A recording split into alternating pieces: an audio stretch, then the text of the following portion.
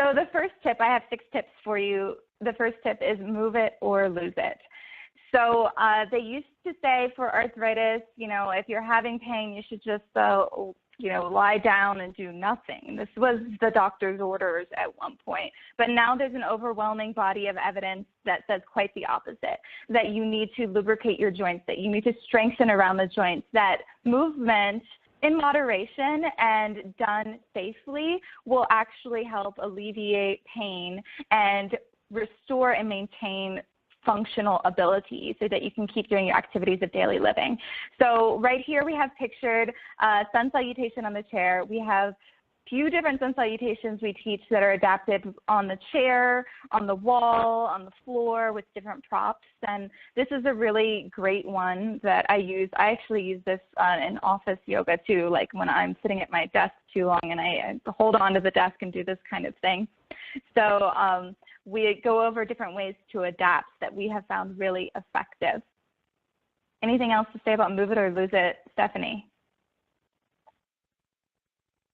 You know, I think that that's an important point in terms of keeping the joints moving, lubricating the joints, getting synovial fluid to them, and it's also a nice example of how any physical yoga practice can be made accessible with some creative thinking and a few props. So when we think about the classical version of a pose or a sequence, there are always options available for how to make that possible for anybody. And we want those kinds of moving sequences for joint lubrication and also to keep the cardiovascular system healthy and keep blood pumping and warm up the body before we do more challenging asanas. And of course, balance and fall prevention. And the same thing could be done with a walker, which I've done before too. Or a wall, so, yeah. Yeah. So another thing is we teach different ways to get up and down from the floor because that can be a really big barrier for people. People say, oh, I can't do yoga. I can't get on the floor. Really, I can't get back up again. I could get down there, but I won't be able to get back up again. So we have quite a few different ways, and they're outlined in the DVD. We also have videos online, and we go over in the teacher training of how to safely get up from the floor. So here's one using a chair for an assist. Here is one for somebody that doesn't want to get on their knees at all because of soreness in their knees. So I've done this with the bolsters in a yoga studio, but I've also taught in like more gym-like environments where I use steps and I stack them to make this the exercise step method. Steps. Yeah, the exercise steps. So this has been a really great way for some people that feel like they could never get on the floor. It surprises them. But it really takes some arm muscles to get back up. Yeah. So that first one is going to be better if you can get on one knee, and the second one is like it's going to take a little more arm muscles, but it avoids getting on the knee. So there's lots of different options we go over. And I would say, Anne, if you go back to where she's using the chair to get on one knee, that putting a blanket or a cushion underneath that knee can also make that more accessible. Yeah, Anne is a master videographer. She has a former life doing that professionally. So, Anne, I hope that you'll share your pages where people can find some of your video postings. You have some that have a lot of this kind of material and beautifully done. Thank you. Hopefully we can send that out as an email. I will also be putting this up on YouTube if you're watching it on YouTube now and have the links underneath so that you can go straight to the videos that show you step by step how to get up and down from the floor and all these options. So that'll be available for you. Also, you can feel free to email us and we'll send it to you if it's hard to find. So number 2, take it easy. Taking deep, slow breaths and activating the parasympathetic nervous system that rests and digests. We're in this really busy world where we're go, go, go. So deep breathing can be a really key part for a lot of people. Also, a big part of arthritis is that the condition flares. So with stress, with different triggers, the pain and condition, actually swelling, can increase suddenly and go into a flare for a short or long period of time. So knowing when you see those cues and being able to pick up on them and knowing when you need to relax and take it easy to prevent a flare can be really helpful for a lot of people. Stephanie, you have anything to say about that?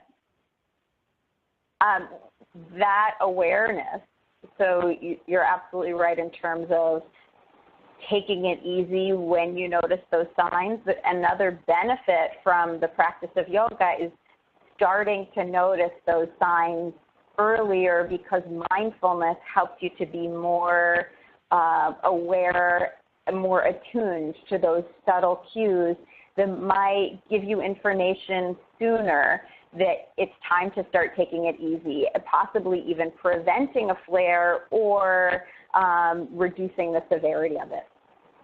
Yeah, absolutely. Another part, number 3 I have, is seek support.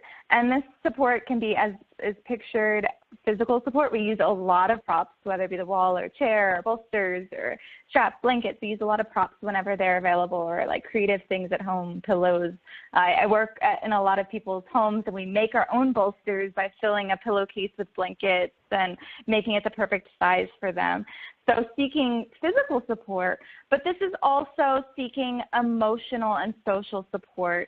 A lot of people, as arthritis progresses, it becomes very difficult to lose abilities, to lose activities of daily living, to not be able to do the things they used to be able to do and have to ask for help. And so it's okay to seek support and have that network of people in your family and in your life to support you during those difficult times. This is another way that the Yoga for Arthritis classes can be really beneficial. So one-on-one, certainly you get the most individual guidance and a tailored plan just for you. But in a class setting, you get the support of a community of people who understand what you're experiencing. So we've noticed that in those Yoga for Arthritis classes, there can be really quick bonds and connections between the group, and that they continue to support each other even outside of the yoga class, which is another way that this could be beneficial to health. Yeah, absolutely. So number 4 we have is no pain, no pain. You probably know the old adage, no pain, no gain. But in Yoga for Arthritis, we do not believe that. It is no pain, no pain. But really what we mean by that is no increased pain. Because a lot of people may have an ongoing subtle pain that's just always there. So if you go into a pose and it increases the pain, that's when you know you need to ease off. So it's about finding that place where you can get a stretch, or you can strengthen your body, find balance, but not increase the pain so that you have like a grimace on your face sort of thing. And that kind of goes into the next one, which is figuring out how to feel the stretch right. So I noticed that a lot of my students don't know what is that good sensation and what is the red flag type of sensation in their bodies. So like, for example, if you're stretching your hamstrings, the back of your thighs, and you feel this sensation right behind your knee or in the depths of your knee, then that is what we say is the red flag. You don't want to feel anything right in the joint where arthritis is found. So you want to feel it like in the belly of the muscle, the thick part of the muscle, this like dull sensation of gentle stretching. And it can be intense, but it's different than sharp shooting, like I said, having that grimace on your face, and that like feeling like deep in your joints that something's not right. So I teach people how to feel the difference between that like good sensation and that like red flag type of sensation. Stephanie, you have anything to add to that one? Yeah, so what you're saying about feeling the sensation in the belly of the muscle, that applies to a pose where you're stretching the muscle, and it also applies just the same to a pose where you're strengthening the muscle. So sometimes when we're doing strengthening poses, which are so important for keeping the muscles strong that help to stabilize and support the joints and keep us capable and mobile, that you want to feel that burning of muscle building and strengthening in that thickest part of the muscle as well. Yeah, and Stephanie, you had told a story once about in the New York City integral yoga community, which is a really well-developed yoga for arthritis community that's been going on for quite a while, and they have ongoing classes there. You told me a story once about how there was, for a while, people were just doing a lot of stretchy poses, and you were like, all right, you need to get them up and strengthen. And because with arthritis, we need to strengthen around the joint. So I think that's a common misconception when you think, oh, just do some restorative and ease. But actually, strengthening is key. Strengthening and balance are key parts of the program. Well, you need the yin and the yang, right? So you need that release and that engagement of the parasympathetic nervous system and the stretch, and you also need the cardiovascular activity and the strength building, and too much of either one is a disservice because you're lacking the other. So just as you said in your first tip, that move it or lose it, so we want that balance between action and inaction, between doing and being, between you know, movement and rest. Absolutely. And then the last tip is to keep up with your doctor. And as yoga teachers or yoga therapists or integrative health professionals, it's really important that we refer out and make sure that encourage people to be responsible about their own health and go to the doctor or have a team of people that they really trust. So knowing when we need to refer out, if something is out of our scope of practice, is really key. I've also had people come in with rheumatoid arthritis that haven't seen their rheumatologist or doctor in 10 years and have decided to go off their medication on their own without consulting their doctor. So there's situations like that that do come up. So what do you do responsibly in a situation like that as a yoga teacher, as a yoga therapist? And I often encourage people to be responsible to keep up with their doctor. Stephanie, I'm sure you have something to add to this one. Well, yeah, so it's beautiful that now with the International Association of Yoga Therapists, we actually have a scope of practice, a formal scope of practice for our field as yoga professionals.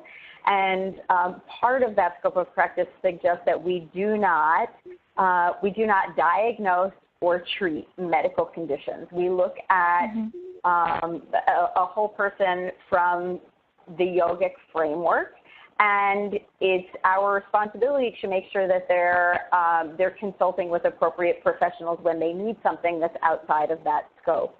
But we can assess and educate. So we still want information about what's going on so that we can provide the best plan of care or attend to our students in the best possible way. And when we refer, then we develop a network, a referral network, whereby those professionals that we refer to are likely to refer back to us. It's good to know professionals in the medical community that you trust and that are supportive of self-care practices and a healthy lifestyle, and also practitioners in integrative health fields that are our peer professions, like massage therapy and acupuncture and Tai Chi and chiropractic, where people might be able to get something a little bit different than what we're able to provide. And go seek those services yourself and see what they're all about. And I would also say, when you say keeping up with your doc, that it heightens the profession of yoga when we communicate with the doc too, not just our students and clients, but providing progress notes, just letting the medical doctor know what is happening, what progress you've noticed in the clients that you're working with is a step above what might be expected from a yoga professional.